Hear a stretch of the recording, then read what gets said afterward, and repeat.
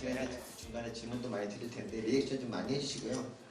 이제 저는 이제 그 이름이 서민입니다. 많은 분들이 서민이 되고 싶어 하십니다. 이렇게 지하철도 타시고 뭐 오치꼬치 드시고 이렇게 하는데 사실 뭐 그런다고 서민이 될 수는 없죠. 저야말로 진정한 서민이죠, 그렇죠? 그런데 이런 게 있습니다. 이게 사람의 이름이라는 건 그 이름 효과라고 예를 들어서 이름이 C나 D로 시작하는 학생은 실제로 학점을 C나 D를 받을 확률이 높다고 합니다. 그리고 뭐 야구 선수 중에서 K로 시작하는 K가 스트라이크 아웃을 K라 그러거든요. K로 시작하는 야구 선수는 삼진을 당할 확률이 높다. 아주 오래전에 박종팔이라는 선수가 있어요. 이름 보시면 팔에 종축 따지 않습니까? 아주 세계 타이틀 매치에서 8KO 패를 하면서 은퇴를 하게 되죠. 이런 게 이제 이름의 중요한 힘인데, 예. 주진우 기자 같은 경우, 주진우 기자는 참고로 이름이 이제 주진우니까 주기자라고 부르지 않습니까? 그래서 그러다 보니까 이제 여러 차례 고소 고발과 더불어서 살해 협박을 받는 그런 사람이 됐습니다. 근데 어쨌든 서민은 제 이름은 그런 거지 않습니까? 아무 벼슬이나 특권을 갖지 못한 그런 사람. 저도 이름이 이제 저를 지배하는 게 저는 어떤 메이커를 입어도 없어 보여요. 이게 그 메이커야? 뭐 이런 식으로 하면서 깜짝 놀래고 왜 네가 입으니까 티가 안 나냐 그렇게 하는데 이제 이게 제 메이커로만 입었는데 뒷사람이 저한테 조선족 같다고 이제 사진을 하나 기념사진을 찍어주었습니다. 근데 제가 이름이 좀 괜찮았다고 생각한 게 뭐냐면 좀 나이가 들수록 그리고 제가 좀 뜨니까 이름이 되게 중요해진 게 뭐냐면 이제 제가 최근에 이 서민적 글쓰기라는 책을 냈어요. 왜냐면 저는 이제 뭐 출판사에서는 서민이 쓴 글쓰기다 뭐 이런 식으로 이제 하려고 했는데 여기에 낚이시는 분들이 굉장히 많습니다. 보시면 누구나 글을 쓸 수 있다는 이야기를 담은 책인가? 이렇게 생각해서 사셨고 서민에게 맞는 글쓰기인가 보다 생각하고 책을 사셨고 뭐 하여튼 그렇습니다. 분명이다. 사진을 보면 외모도 잊을 수가 없고 이름하고 외모가 매칭이 되고 직업이 또 기생충. 그래서 삼위일체 그렇다는 얘기를 듣고 있습니다. 그런 걸 보면 참 잘 된 거죠. 근데 기생충은 어떻습니까? 기생충은 외모도 굉장히 부드럽게 생겼잖아요. 이제 기생충의 한 종류이고 지금도 매일을 떨치고 있는 요충입니다. 요충은 이제 보시면 이렇게 써 있어요. 잘 적응이 된 기생충이고 이로 인한 병변은 심하지 않다. 가장 흔한 증상 항문주의 가려움증. 이게 제일 심한 증상이래봤자 이거예요. 항문은 진짜 긁으면 되잖아요. 긁으면 돼요.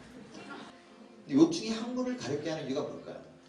대부분의 기생충은 사람 대변에 알을 섞어서 내보내요. 그러니까 이게 이제 우리의 작은 창자라고 하는 부위인데 여기 살면서 그냥 알을 대변에 섞어서 내보냅니다.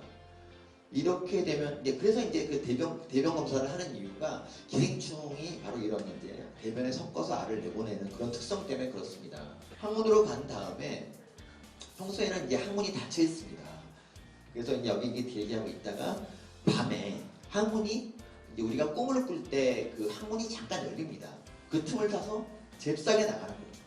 그리고 나서 항문 주위를 오가면서 알을 골고루 뿌립니다. 거기에 만족하지 않고 이제 요충은 항문을 가렵게 하는 물질을 분비를 해요. 왜냐? 좀 긁어달라는 간절한 호소죠. 그래야지 내 애들이 이제 좋은 환경으로 다시 갈 수가 있으니까. 그래서 이렇게 요충이 걸리면 항문을 긁어줘야 됩니다. 근데 이렇게 긁으면 아무 소용이 없죠. 왜냐면 옷 위로 긁어봤자 요충은 손에 묻지 않습니다. 이렇게 긁어줘야 됩니다.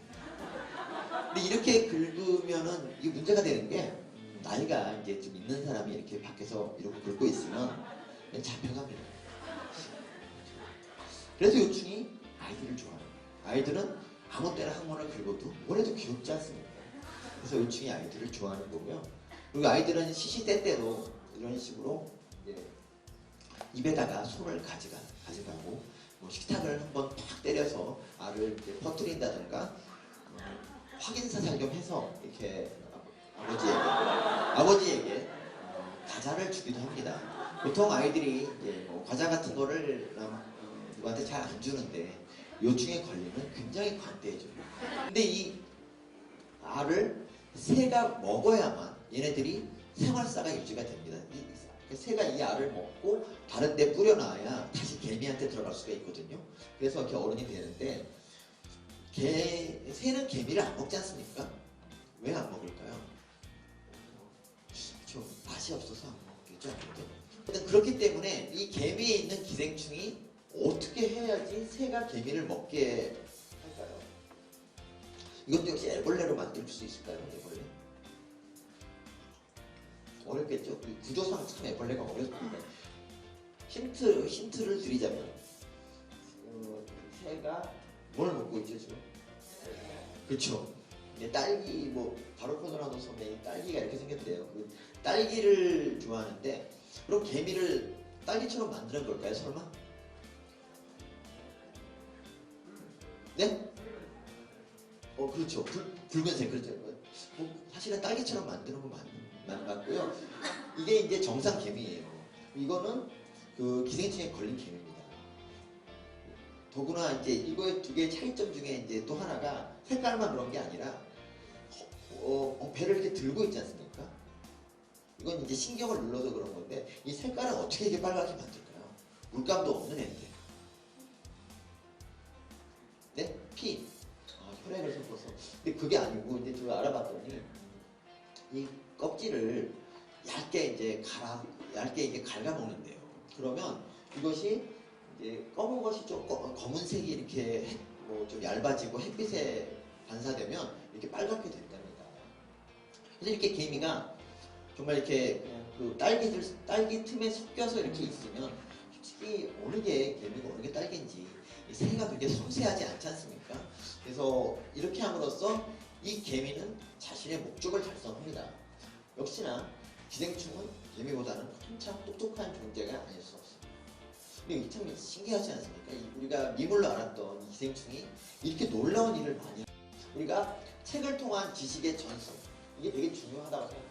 그러니까 우리는 책이 있기 때문에 처음부터 다시 출발할 필요가 없어요. 그 앞 선조들이 해놓은 그 바탕에서 다시 출발을 할 수가 있는 거예요.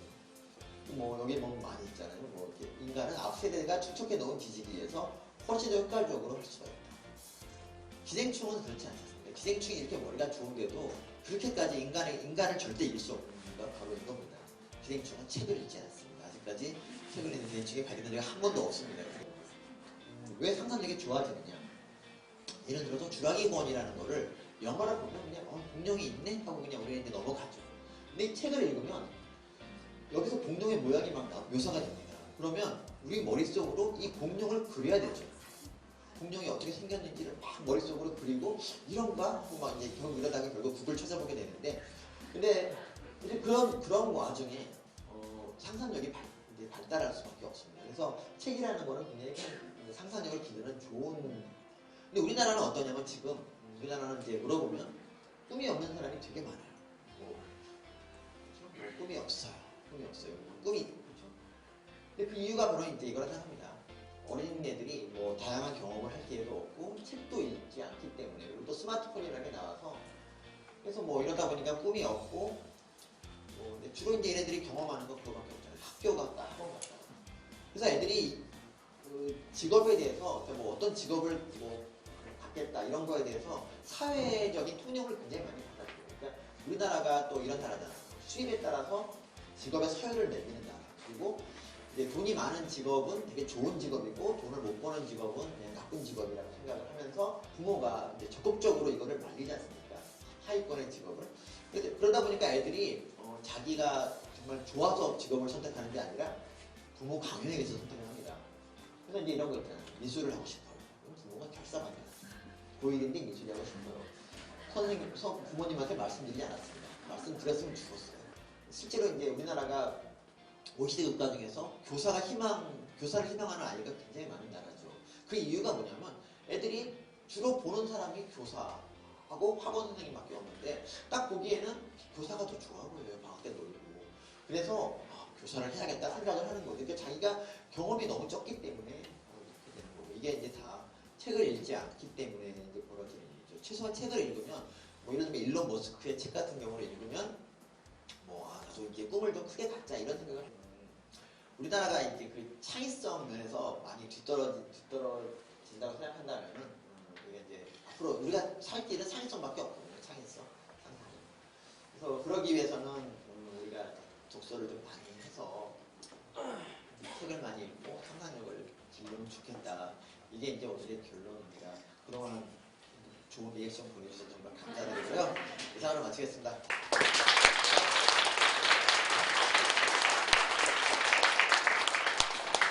기생충 박사 서민입니다. 저는 어떤 나라가 다시 할게요. 괜찮습니다. 네. 예, 저는 이제 우리나라가 양적 성장은 한계에 달했고 이제부터는 질적 성장을 해야 한다고 생각하는데 그러기 위해서는 제일 필요한 게 창의성이거든요.